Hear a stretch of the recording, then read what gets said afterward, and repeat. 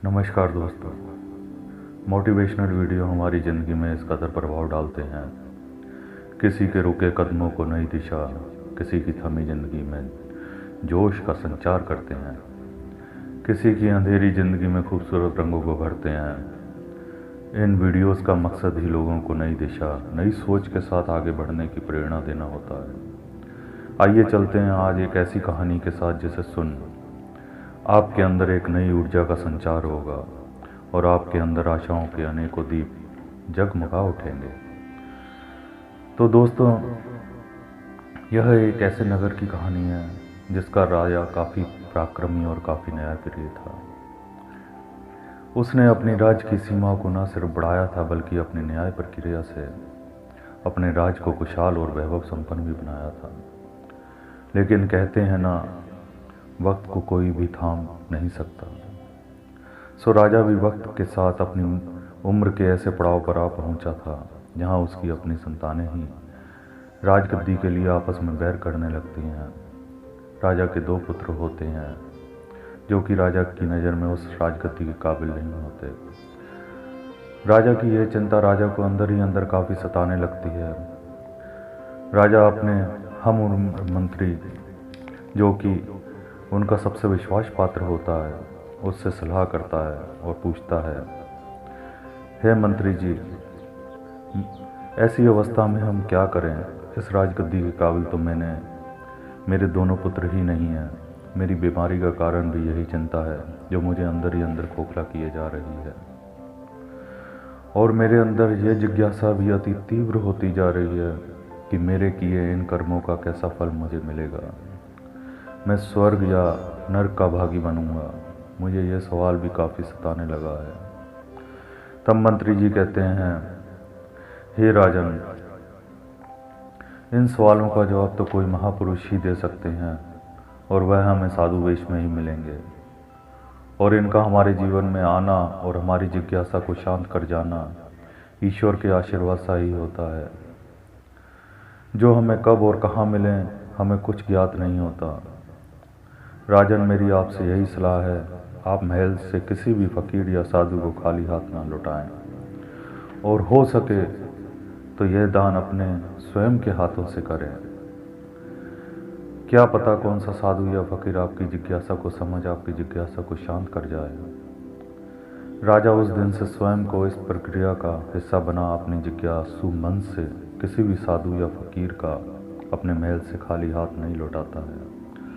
वक्त बीतने के साथ साथ राजा की बेचैनी बढ़ती जाती है, मगर कहते हैं ना, हर चीज़ का एक वक्त होता है। एक दिन राजमहल का दरबान राजा को सूचित करता है उनके राज में कोई साधु मंडली काफ़ी दूर से आई है और वह कुछ जलपान और विश्राम की अभिलाषा लिए हैं।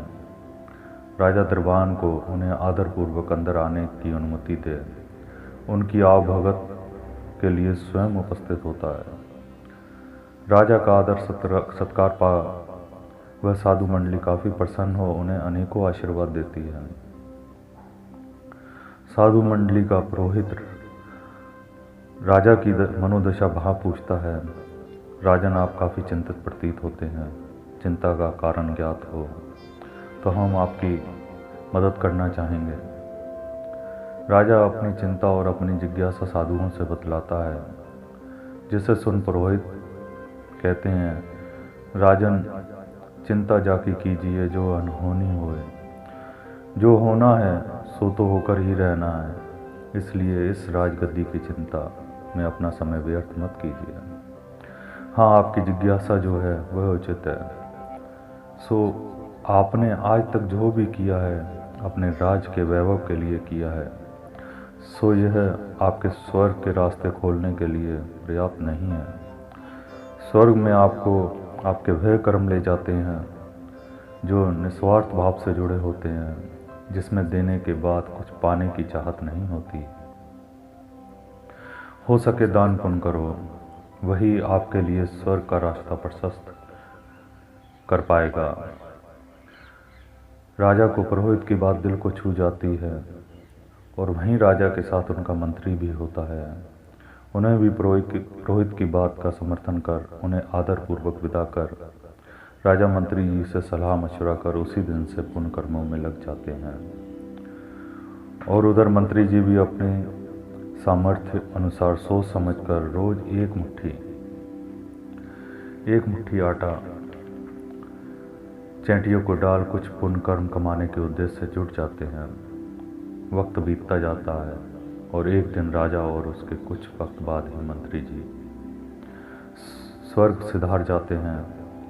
अब देखिए भगवान का इंसाफ, दोनों ही एक ही नगर में जन्म लेते हैं।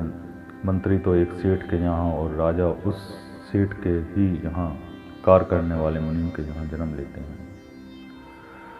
दोनों बच्चों की शिक्षा एक ही गुरु के यहाँ सेठ की कृपा से होने लगती है। वक्त के साथ साथ दोनों बच्चे बड़े होने लगते हैं। एक दिन दोनों को ही स्वप्न में अपने पिछला जन्म यहाँ सेठ का बेटा राजा का मंत्री और मुनीम का बेटा नगर का राजा होता है। दूसरे दिन जिज्ञासु मन से दोनों ही अपने गुरु के पास जा इस स्वप्न का अर्थ जानने की पहुंच जाते हैं। तब उनके गुरु, जो कि त्रिकालदर्शी होते हैं, आंखें बंद कर दोनों शिष्यों के स्वप्न का कारण ज्ञात करने के लिए अपनी योग विद्या का सहारा लेते हैं। कुछ समय पश्चात आंखें खोल गुरुजी मुस्कुराते हुए अपने शिष्यों से कहते हैं, स्वप्न का अर्थ तुम दोनों के पिछले जन्म से जुड़ा है और यह सत्य है, पिछले जन्म में तुम दोनों ही राजा और सेठ का पुत्र मंत्री था। तब राजा, जो इस वक्त उस सेठ के मुनीम का बेटा था, जिज्ञासावश पूछता है, गुरुजी यह क्या भेद है, कृपा कर हमें बतला, हमारी जिज्ञासा शांत करें। तब गुरुजी अपने शिष्यों को पूर्व जन्म में होने वाले साधु मंडली से उस भेंट और वार्ता के बारे में बतलाते हैं और यह भी बतलाते हैं, उन साधुओं की बात मान जो आपने दान पुण्य कमाया था, उसी कारण इस जन्म में आप लोगों को मनुष्य योनि मिली है। बहुत भाग्यशाली हो, वरना उससे पहले तो राजन आपने कोई दान पुण्य किया ही नहीं था और ना ही आपके मंत्री ने। तब मुनीम का बेटा, जो पूर्व जन्म में राजा होता है, कहता है, हे गुरुवर, मैं राजा होकर अथाह धन दौलत के दान कर इस जन्म में मुनीम का बेटा और यह जो मंत्री थे, इनके पास तो दान करने योग्य धन संपदा भी नहीं थी।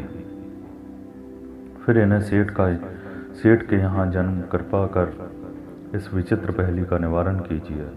तब गुरुवर कहते हैं, राजन, जो दान तुमने किया था, बेशक वह दान धन दौलत रूपी तराजू में आका जाए तो बहुत बेशकीमती था, लेकिन आपके द्वारा किया गया दान उन लोगों को भी मिला जिन्होंने इसका उपयोग कर अपनी ताकत और रुतबे का बढ़ाया और मजलूमों को सताने के लिए दुरुपयोग भी किया।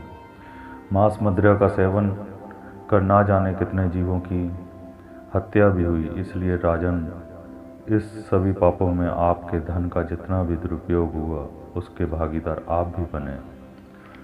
और मंत्री जी द्वारा किया दान काफ़ी तुच्छ था, छोटा था, किंतु इनके द्वारा किए दान में सिर्फ और सिर्फ भूखे जीवों के पेट भरने के लिए पर्याप्त था। जो चैंटे जिन्हें यह रोज एक मुट्ठी आटा, जो कि अपनी आय के हिस्से से निकालते थे, और वह कमाई एक तो पूर्ण रूप से इनकी थी, जबकि राजन, आपका कमाया धन तो था ही, जिसे आपने प्रजा से कर के रूप में वसूला था, जिस पर हक भी प्रजा का ही था। और दूसरा, चैटों को दिया गया भोजन, जो कि मंत्री जी की हक की कमाई का था, और साथ ही यह जीव इस भोजन से सिर्फ अपना पेट भर सकते थे। इस दान का दुरुपयोग हो ही नहीं सकता था। सो यह भगवान का न्याय आज साक्षात सामने उपस्थित है। तो दोस्तों, यह वो सत्य है जिसे जान आपके छोटे से दान कितना बड़ा फल आपको मिल सकता है। बस शर्त इतनी सी है, वह दान सच्चे हृदय से व आपकी सच्ची कमाई का होना चाहिए।